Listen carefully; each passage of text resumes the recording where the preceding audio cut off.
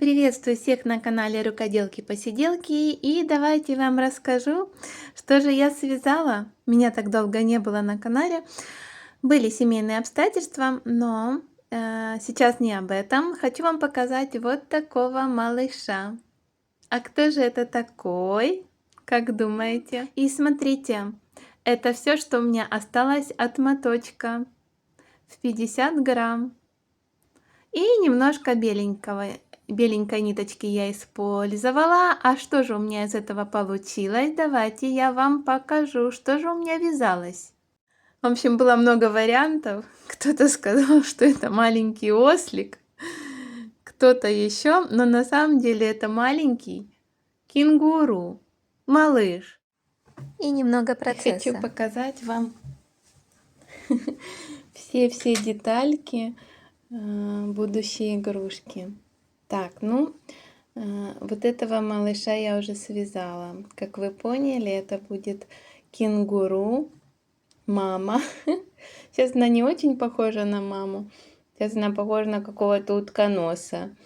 Но вот уже животик готов.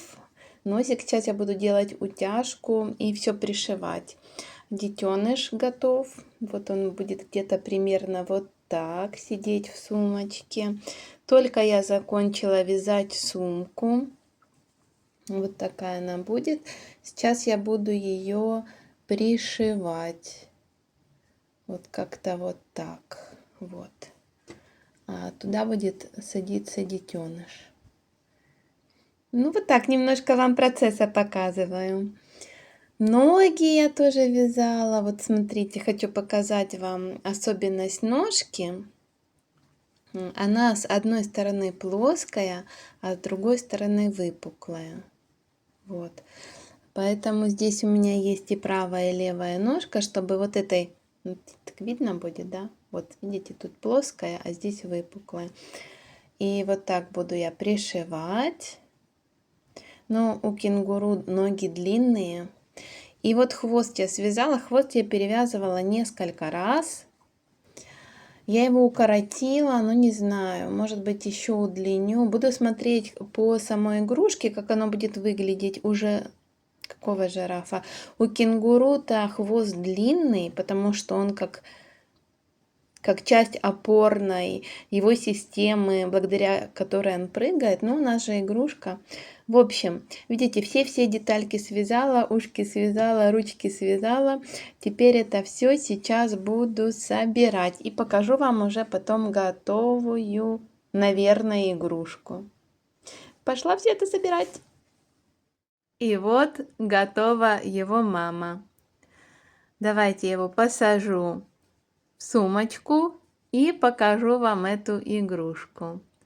Вот смотрите, какая кенгурушка у меня связалась. Вот такая она, с малышом. Он может вот так сидеть, а можно и без малыша. Вот такая кенгуру.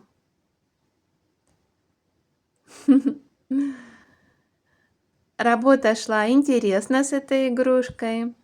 Конечно, были свои нюансы. Что бы я сделала по-другому? Может быть, немножко я уменьшила бы мордочку. Хвост я перевязывала несколько раз. Слушайте, наверное, раза 3 или 4. Сначала он у меня был слишком большой, слишком тонкий. И так хотелось, чтобы это все смотрелось гармонично. Но вот такая игрушка у меня получилась. Кенгуру. Мама с малышом. Ах да, я же вам хочу показать еще одну кенгуру. Дело в том, что эту игрушку я вязала, создавала в соавторстве с мамочкой. И она связала эту игрушку вот с такой обычной ниточки. Ну, как сказать обычной, это какой-то махерчик был. И вот такая у нее кенгурушка получилась. Вот так как она вязала из остаточков ниточек, на кенгуренка понадобились другие ниточки. Ну и вот я вам сейчас покажу, какие у нас игрушки получились, и кое-что я изменила. Смотрите, мама, когда вязала, возьму крючок, она вязала ножку поворотными рядами. То есть она вязала ножку по кругу, сделала коленку, а потом дальше поворотными рядами и потом уже пришивала. У нее вставлен проволока, каркас в ноге, каркас в руках, в хвосте нету каркаса. Вот. И трудность состояла в том, что у мамочки здесь ниточка и крючок разные. Оранжевая ниточка это была одна ниточка и одного размера крючок, а белая нитка, она была тоньше и, соответственно, крючок в половину меньше. Да, и поэтому, ну, хотя и схема была записана, но она получилась, если вязать с одной ниточки, то совсем совсем интересная игрушка получалась. Я же, когда вязала уже свою кенгурушку, я изменила саму ножку, как я вам показывала, что она плоская с одной стороны и выпуклая с другой стороны. Мне показалось, что так вязать проще, легче, ну и пришивать удобнее. В моей игрушке она мягкая, здесь нету каркаса. При желании можно вставить проволоку и в ручки, и в ножки, но мне хотелось, чтобы она была такая вот, видите, мягенькая. Ну и все. И вот носик я хотя сделала меньше, чем у мамы, но у меня он получился больше. Вот смотрите. А все из-за того, что, как оказалось, крючки были разные. Вот такое бывает иногда сюрприз. Ну вот так, смотрите. Две кенгуру. Это прекрасный пример того, что можно одну и ту же игрушку связать с разных ниточек, и получится, ну, не скажу, что разная, но интересные игрушки. И давайте я вам тоже покажу кенгурят, потому что уже кенгуренков я полностью переделывала. Можно сказать кенгуренок? Я не знаю, напишите в комментариях. Давайте вам покажу малышей. Этих я пока маму отставлю. Так, и вот кенгурушки. Ну, вот как видно, что они, конечно, разные. И тоже здесь ниточка намного тоньше, чем в самом кенгуру мамы. И поэтому, соответственно, больше здесь в туловище больше рядов и в голове больше рядов. Поэтому, в принципе, у нас с мамой получаются разные малыши кенгуру. Разные. Но две с большими ушами.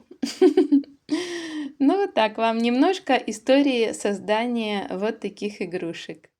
Что особенно в этой игрушке, если вы со мной вязали вот такого ежика Лео, то такую игрушку вы тоже быстро свяжете. Почему? Потому что ручки вяжутся точно так, как у Лео, и голова тоже вяжется точно так, как у Лео.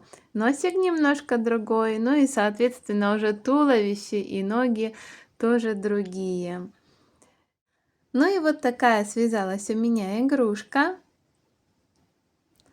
Я ее вязала с микровелюра.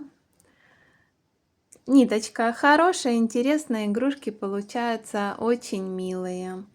Конечно же, вязать надо так, чтобы с первого, в крайнем случае со второго раза, эта ниточка не терпит распускания. А во всем остальном, в принципе, вяжется легко и просто. Вот такую милую игрушку можно связать. Ну вот такая игрушка получилась. Давайте я вам покажу ее поближе. Давайте я вам вот так покажу эту игрушку. Кенгурушку. Вот такая она получается. Интересная. Можно ли сказать, что эта игрушка интерактивная? Ну, В любом случае, я думаю, что это интересная такая версия и для ребенка, который будет играть, потому что вот есть мамочка кенгуру, есть детеныш кенгуру. И вот такой тоже милый подарочек может быть для тех, кто ожидает пополнения в семействе. Мама кенгуру с малышом. Вот такая игрушечка. Вот вроде бы я вам полностью показала эту игрушку. Ну как, хотите такое связать или нет? Пишите в комментариях. Ну а я вам напомню, что на этой неделе уже выйдет первая часть мастер-класса по вот такой овечке-балерине. А пока вы мне скажите о своем желании. Будем вязать кенгуру или подождем новых игрушек? Буду ждать ваших ответов в комментарии. Пока я поставлю этого кенгуру здесь. И смотрите, что у меня здесь есть. А у меня есть вот такая маленькая панда. Панда Айша. Мини-панда Айша. А почему я ее взяла? И почему я вам ее сейчас показываю? А давайте я вам все расскажу. Вот села на солнышке.